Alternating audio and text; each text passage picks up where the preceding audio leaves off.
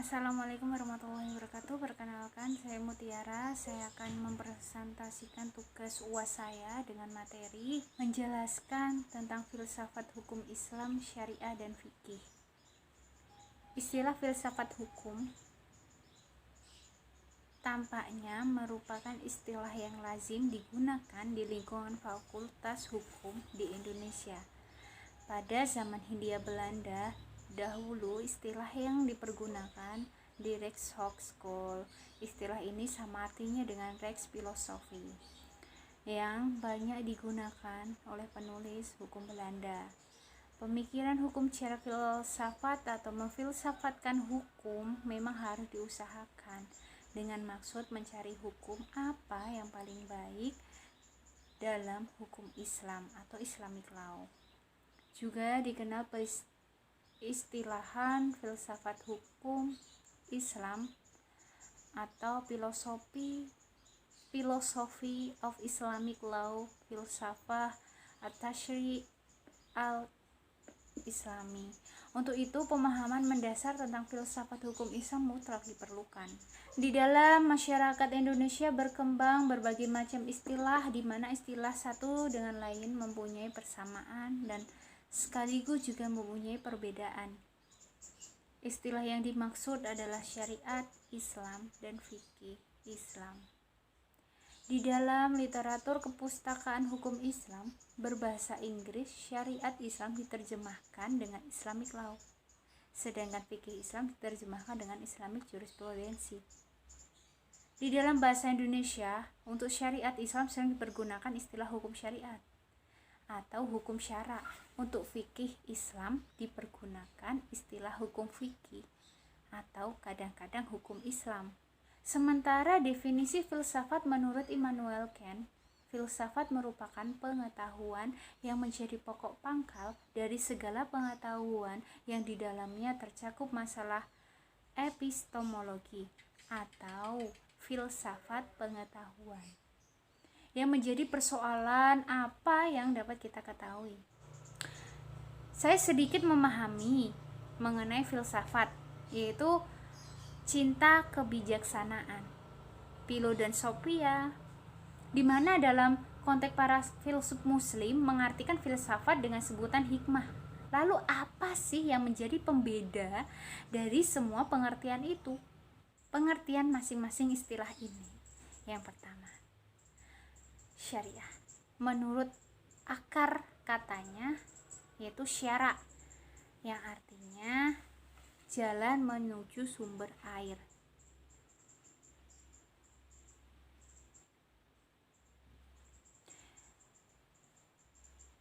Kenapa kok tidak sumber lain yang lain?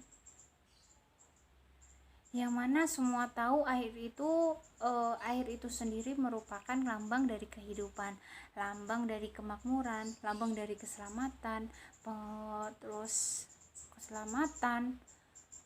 maknanya syariah jalan atau cara untuk kita menuju keselamatan. Itulah kira-kira pengertian dari syariah. Jadi syariah bisa dikatakan itu adalah jalan yang ditetapkan oleh Tuhan atau Allah. Artinya kalau kita mengikuti jalan tersebut, kita tidak akan sesat, kita akan selamat sampai tujuan dari hidup kita ini. Misalkan dalam konteks Islam, tujuan kita tuh apa sih? Akhirat yang kekal kan? Jadi kalau kita berpegang pada syariat, nanti tidak akan tersesat. Kata Nabi, tinggalkan dua perkaramu, jika kamu berpegang padanya, kamu tidak akan sesat selamanya, yaitu Al-Quran dan hadis. Makanya syariat itu sering diidentikan dengan Al-Quran itu sendiri, seperti itu.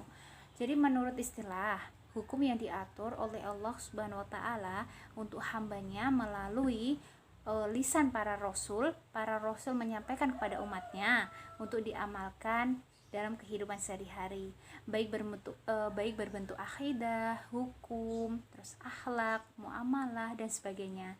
Secara singkat dapat dikatakan bahwa syariat Islam adalah keseluruhan ajaran Islam yang bersumber dari wahyu Allah Subhanahu wa Ta'ala. Selanjutnya adalah fikih. Menurut etimologi atau lughah, yang berarti paham, yaitu memahami segala sesuatu seperti saya paham atau mengerti bahwa langit di atas kita dan bumi di bawah kita, atau memahami 1/2 dari 2 sebaginya. Yang menurut istilah fikih adalah pengetahuan tentang hukum syara mengenai perbuatan manusia yang diperoleh dari dalil-dalil yang terinci. Ada pula ulama yang mendefinisikan fikih dengan usaha yang dihasilkan oleh manusia melalui ijtihad. Setelah dianalisis dan perenungan, menurut Al-Jurjani, dengan kata lain, perbedaan pendapat dan pengalaman fikih adalah sesuatu yang lumrah dan tidak perlu dipertentangkan.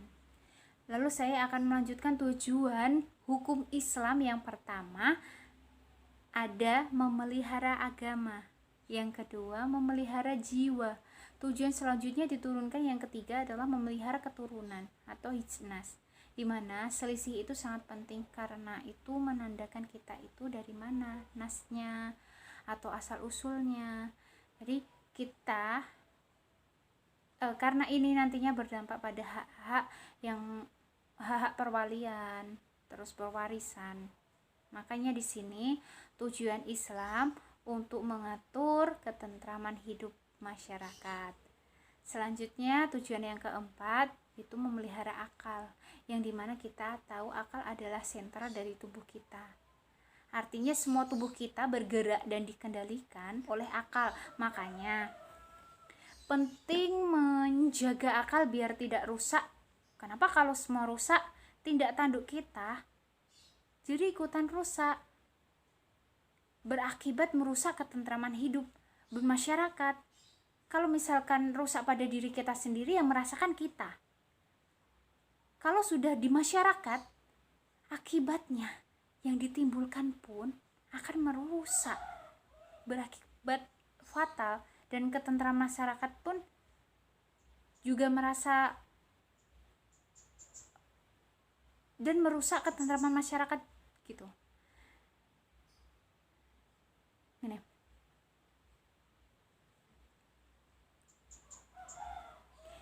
Selanjutnya tujuan yang keempat, memelihara akal. Kita tahu akal adalah sentral dari tubuh kita. Artinya semua tubuh bergerak dan dikendalikan oleh akal. Makanya penting menjaga akal biar tidak rusak. Kenapa? Kalau semua rusak, tindak tanduk kita jadi rusak. Terus berakibat ketentraman masyarakat pun rusak. Kalau misalkan rusak hanya pada diri kita, yang merasakan kita. Kalau sudah di masyarakat, akibat besar yang ditimbulkannya akan merusak kehidupan dan ketentraman masyarakat itu. Selanjutnya tujuan Islam yang kelima yaitu ijmal atau memelihara harta. Kenapa kok harta dilindungi? Karena harta adalah jerih payah seseorang yang telah bekerja, dan hasilnya itulah harta. Seperti kata Nabi, beliau berkata, bekerjalah kamu untuk duniamu seolah-olah aku untuk selamanya. Yang artinya Nabi mengajarkan sikap optimalisme kepada kita, sehingga kita bekerja sungguh-sungguh. Dengan bekerja sungguh-sungguh kita akan mendapat hasil yang maksimal berupa harta. Seperti itu. Jadi bagi mereka mencoba mengambil keuntungan dengan keluar dari ketentuan syariat, tentunya ada nas atau konsekuensinya yang diterima. Misalnya pencurian atau korupsi, yang bisa kita analogikan lah pencurian dalam Islam dengan hukuman potong tangan. Tapi itu harus sudah memenuhi kadar nasnya, seperti itu. Saya akan menjelaskan tentang pengertian fikih menurut Amir Syarifuddin. Yang pertama, bahwa fikih itu adalah ilmu tentang syara'. Yang kedua, bahwa yang dibicarakan fikih adalah hal-hal yang bersifat amaliyah atau furu'iyah. Terus yang ketiga, bahwa pengetahuan tentang hukum syara' itu didasarkan kepada dalil tafsili, yaitu rinci. Yang keempat, bahwa fikih itu digali dan ditemukan melalui penalaran dan istidlal atau penggunaan dalil si mujtahid dan faqih. Yang kelima, dengan demikian memperhatikan watak dan sifat fikih adalah hasil jerih payah fuqaha. Ia dapat saja menerima perubahan atau pembaharuan karena tuntutan ruang dan waktu.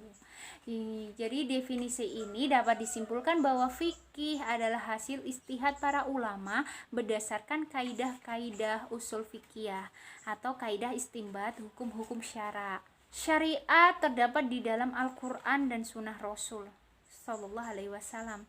Kalau kita berbicara tentang syariah, yang dimaksud adalah wahyu Allah dalam Al-Quran dan Sunnah Rasul. Sedangkan fikih terdapat dalam berbagai kitab fikih. Dan yang dimaksud dengan fikih adalah pemahaman atau penalaran pemikiran manusia yang memenuhi syarat untuk beristihad tentang syariat. Syariah dan fikih dapat dibedakan, tapi tidak dapat dipisahkan. Karena fikih adalah ujung tombak dari syariah atau operasionalis syariah. Mungkin cukup sekian penjelasan materi UAS dari saya. Kalau ada salah kata maupun tingkah saya kurang berkenan di hati Bapak, kurang lebihnya mohon maaf, dan semoga tugas saya bisa mendapat nilai yang baik. Terima kasih. Assalamualaikum warahmatullahi wabarakatuh.